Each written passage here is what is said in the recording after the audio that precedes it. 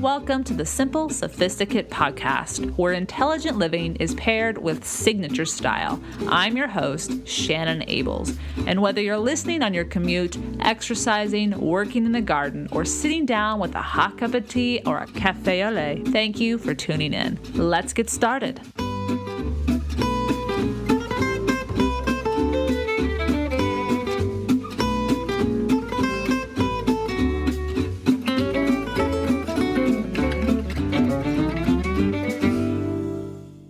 Welcome to the 130th episode of The Simple Sophisticate.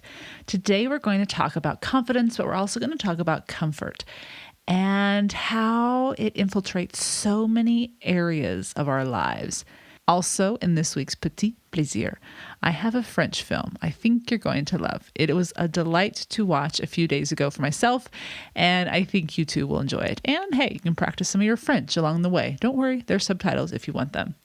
But today's topic is about confidence and comfort and how comfort begets confidence.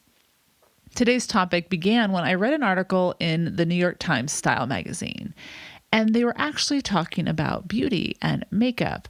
But I started to think about this concept of comfort and how you need it in order to be confident, and how it definitely works with regards to makeup and how we look, and therefore then we can be confident in what we're doing. It really carries over to so many other arenas in our lives. And so that's what we're going to dive into today. We're going to break each of those concepts down and really work through them. So I want to begin with a quote from that article that states, "Comfort is the root of confidence and not the other way around." Mlotek was the author of this article, and it's worth reading. And I'll talk to you about the article that actually inspired her to write that article, which was written by Alicia Keys. But before we get to that, let's talk about confidence. Confidence is indeed attractive. It is also something that can be deceiving. However, confidence is hard to fake. But the hard truth about confidence is that it is rooted in feeling comfortable with that which you project to be confident about. Depending upon the arena, the one who exudes confidence draws the attention from the masses due to either curiosity of those watching this person, trying to figure out how they too can emulate such confidence on a particular subject or way of life that they desire, or out of appreciation from others who have confidence as well. Because when one projects an air of confidence, there is a sense of security, of self-worth, and peace of mind, knowing that they are able to think and live independently, and to know when you work with someone like that, that they will maintain those qualities, gives that connection more confidence in when they come together. Confidence is valuable in a variety of aspects throughout our lives, but it must be understood that confidence is a dynamic entity, as it depends on understanding something that is as well quite fluid, such as life, the world, and other people, just to name a few things. Because of this reality, it requires of each of us to be always pursuing knowledge, asking questions, and remaining a participant in the world in which we live. I first came across the quote that I shared with you, as I said, with regards to beauty. And it had to do with a recent trend to no longer wear makeup. And it was inspired by Alicia Keys, who shared openly in a letter this past May. And I will provide a link to this letter on the show notes. It's well worth reading, absolutely worth your time. And she expressed a lot of things, but the main thing she was expressing was that she longed to just be herself and stop the constant work of being a chameleon and being what she thought she had to be, rather than be who she truly was. The article gave me pause because it's difficult to put down the masks that we present to the world, as they are in many ways our armor. And we've talked about that in the past on previous podcast episodes and on the blog. Our clothes are our armor. Our makeup is our armor. Our homes are our armor. There's so many things that we put around us to protect ourselves. And that's not necessarily a bad thing, but sometimes we need to examine why we do it and what, by doing that, what it brings into our lives or what we're attracting into our lives or what it communicates to the world that we may not be conscious of. But I will admit, I understand that it's far easier to just put up those walls with regards to the masks, those facades, to just do what's expected and project an image or idea that is expected by the world or easy for the world to see and hear, and therefore they think they understand. So where do we then find comfort that is needed to find the confidence or reach the confidence that we seek? Well, here are just a few ways to build comfort in your life. Take the time to get to know yourself and continue this process because it will forever be ongoing. That's crucial. This is a crucial component. We've talked about it a few times on the blog, and I'll provide a link to that particular post in which I dive deeper into that concept and talking how to go about getting to know yourself. But once you know what it is that piques your interest, what it is that you're just not comfortable with, then the next step of that getting to know yourself is, okay, this is how I feel, but then ask yourself, why do I feel this way? Or why do I prefer this? What does it bring me? What does it have in common with the other things that I enjoy? And when we understand some of those commonalities, we can then dive deeper into understanding ourselves. So it really does take some time and some introspection, but it's well worth it because then it allows you to be more comfortable in your skin and who you are when you present yourself to the world, and not everyone says, oh, that's awesome. Maybe some people are going to say they don't like it, but if you know it works for you and you know it's true to who you are, then it's much more easy to walk forward confidently. The second thing that you can do to build comfort in your life is to build a healthy social network. This does take time, and it evolves and changes as you grow and move and change and choose different paths in your life, and different things happen to you in your life and people come and go.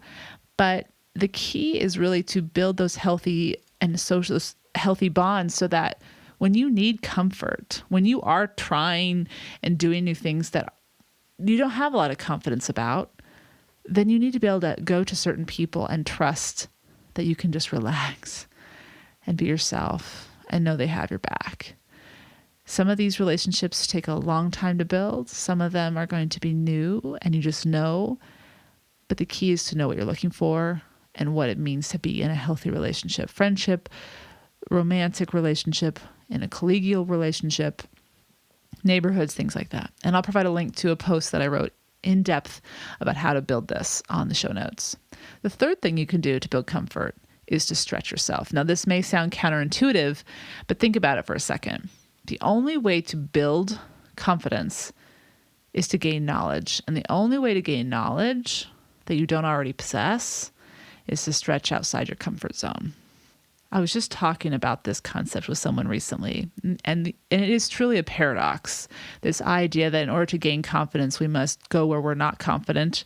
But it's true, because when you start to do things that you didn't think you could do, your confidence is strengthened, and that is how you build that confidence. So you do need to stretch yourself, and I'll provide a post as well to give you some ideas on how to do that and the benefits of doing so in more detail. And lastly, the other way to build comfort and thus confidence is to read and learn voraciously and endlessly. There are so many questions in this world. So many questions. In fact, they're endless, as we all know. And the axiom is truly true that states the more you know, the more you realize you don't know. But the key is to keep learning. The key is to keep understanding. And the only way to do that is to keep asking questions, keep learning, keep reading, and go where you're not so certain of what you're going to find. You don't have to jump leaps and bounds, but little steps are fine. But never stop. I can think of more than a few instances when I did not have confidence. Most recently, I have become frustrated when I attempt to converse in French at our local conversation group or with friends or instructors who know how to speak the language. I feel as though I am presenting an entirely different person when I'm trying to speak French, as though the person they are hearing and seeing is not really me. And that frustrates me because it's not easy to be confident in your own language. And so when I'm then dipping my toe into a new language, I feel like I am an infant. And I know that I'm not alone with that. And it's not just in languages, learn languages. It's in so many other things that we try that are new. And so back to this idea of feeling uncomfortable when I'm trying to speak French, I gave this some thought and I realized why I wasn't enjoying myself was because I wasn't comfortable and therefore I couldn't be confident and relaxed. So it really is a vicious cycle. When we don't feel comfortable, we can't be confident. And this is the key, though, to understand. If we continually regress and step back in the world that we're comfortable in, we never grow and we never build more confidence. And so we must step out of our comfort zone to build confidence so that we can have more confidence and therefore feel more comfortable. It is a cycle, but it's worth trying to figure that concept out. So I will admit, for a time, I did stop going to the weekly group conversations. Okay, I will admit, honestly, for quite a lengthy time. I chose to study on my own instead, but I realized that in order to increase my comfort, I needed to stretch myself. That is the most perplexing paradox of this entire conversation that we're having today. Yes, we need comfort to be and reflect confidence, but confidence can only be gained if we choose to grow, learn, and step outside of our comfort zone. I'm going to share a few examples of arenas within each of our lives that require each of us to experiment, stretch ourselves, and try new things in order to gain the confidence that we seek. Let's just start with the basics. Our preferences in food. Sometimes we don't know what's delicious because we haven't tried it. We don't know that healthy, fulfilling food can be utterly scrumptious until we've tried a new recipe or tried a new ingredient with that recipe. So it takes courage to stretch ourselves and try new food. Second one, a way of life. In order to figure out the way of life that really works for us, truly works for us, we must visit a variety of cultures, learn the answer to why are they living this way or why do they do this? Because even though you might enjoy the life you have been accustomed to or were first introduced to as a kid, if it doesn't feel truly and wholly, then start stretching yourself. Start investigating and exploring new cultures. You may not embrace hardly anything about a new culture or a different culture, but what if you walk away with just one more thing that builds even more quality into your lifestyle? It's truly worth it. And it broadens your awareness and understanding of the world outside you, which again builds your knowledge, which increases your comfort, which then gives you more confidence about the world that you live in. Third thing is, gotta talk about fashion. It definitely requires us, if we're trying to find our signature style, we've got to experiment. We've got to stretch ourselves. Ooh, have I done some experimenting? I can look back at a handful of different, a handful is, that's the worst word. How about 5, 10, 60, 55, 100 handfuls of experimenting with clothing, accessories, styles, trends, to really come to more of a consensus on what I feel most comfortable in and what works for my life. This is also true with decor and having fun with do-it-yourself projects and trying this color or that wallpaper or that particular furniture or whatever. We also need to stretch ourselves when it comes to who we are most compatible with, what type of personalities, what type of people, what kind of backgrounds, what kind of attitudes on life. This is for building that healthy social circle, your friends, your romantic partners, the people you work with, the type of workplace community that you are most productive and effective in. We need to stretch ourselves to figure out the answers to those questions. And that evolves too as we evolve and changes. And the last one is with regards to your interests and hobbies. In order to find out what you truly love doing, what you're truly capable of doing, you have to try new things. Try that rock climbing. It may be scary, but it may just speak to something within you that enlivens a confidence that you never knew existed. Just try new things. Stretch yourself. Be willing to try. However, I want to provide this kind of, not buffer, but counter idea. When we choose to stretch ourselves constantly, we also need to be aware of balance. Don't push yourself entirely into uncomfortable scenarios 100% of the time, or even 90 or 80% of the time. Stretch yourself just enough so that you are always able to be growing rather than regressing. For me, on top of trying to develop new friendships here in Bend, as well as learning a new language, I found that I needed to separate the two so that I could be more my confident, authentic self with those who were just beginning to get to know me. So I struck a balance, communicated with them that I wanted dearly to build our friendship, but felt learning a language simultaneously wasn't going to work for me. And they completely understood. When we can come home to a place that allows us to feel comfort, we can then be recharged to go back out there and try something new. But we must have a sanctuary of comfort always available to us to retreat to get that fix of comfort. The sanctuary of comfort may be your actual house or apartment, or it may be a person or an activity or a particular place. The key begins with knowing yourself.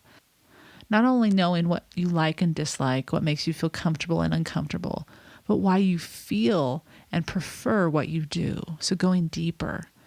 Knowledge is truly power, not only as an approach to life, but as well when it comes to understanding ourselves and living our best lives.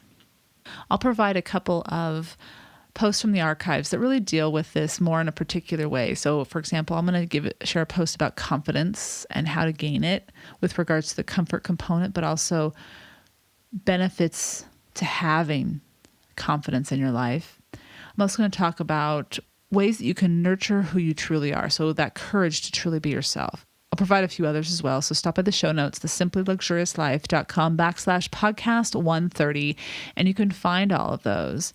I hope you've enjoyed today's episode. I thought this was such a simple concept, but sometimes we forget about it and we have to get ourselves back in balance. We also have to remind ourselves to, hey, keep trying, keep stretching. But then it's okay to say, whoa, it's too much all at once. I need to just go a little slower. Or, hey, maybe you want to go a little bit more because you have enough comfort. You can really step out there and try. So anyway, I hope you've enjoyed today's episode. We have a petit plaisir to get to, and it's a Francophile find that I'm excited to share. So stay tuned and I'll be right back.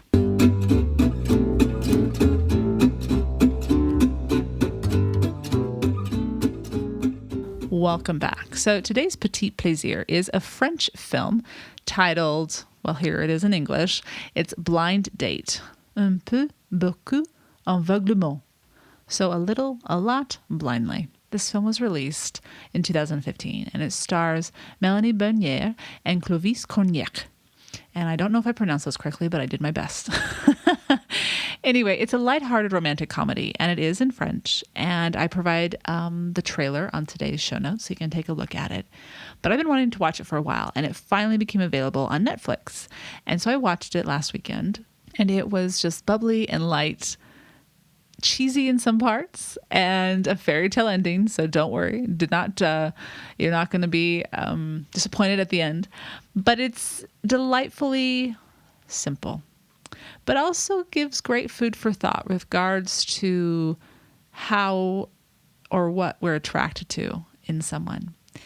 And I thought it was interesting how they presented it. The concept is these two individuals are living beside each other in an apartment with only a wall separating them. And they both are very dedicated to the craft of what they do for their profession. One is a pianist and another is an engineer or a game maker. So working with science and numbers and things that are beyond me with regards to what he's doing. He's actually making apps for the digital world. And it's playful how they come together. I think you're going to enjoy it. I'll provide a link to the film on Netflix, but also to the actual film's website, so you can learn even more about the actors and the plot and anything else you're curious about. But you can also listen to the trailer on today's show notes, thesimplyluxuriouslife.com/podcast 130. Again, the film is called Blind Date. I hope you've enjoyed this week's Petit Plaisir, where each week ideas are shared to make the everyday all the more enjoyable. Tune in at the end of each Monday's podcast, where I'll recommend a book, a film, or a recipe, anything that is a simple pleasure to satiate your sophisticated taste. Thank you for tuning in to the Simple Sophisticate podcast, where intelligent living is paired with signature style. For more ideas and inspiration throughout the week, stop by the blog, thesimplyluxuriouslife.com, or pick up the book, Choosing the Simply Luxurious Life, A Modern Woman's Guide. To stay caught up on the most recent podcasts, blog posts, and receive exclusive news as well as an extra dose of inspiration, subscribe to the Simply Luxurious Life's weekly newsletter, which arrives in your inbox each Friday to enjoy with a hot cup of tea or your morning coffee, just in time to jumpstart the weekend. Until next Monday, I'm your host, Shannon Ables. Bonne journée!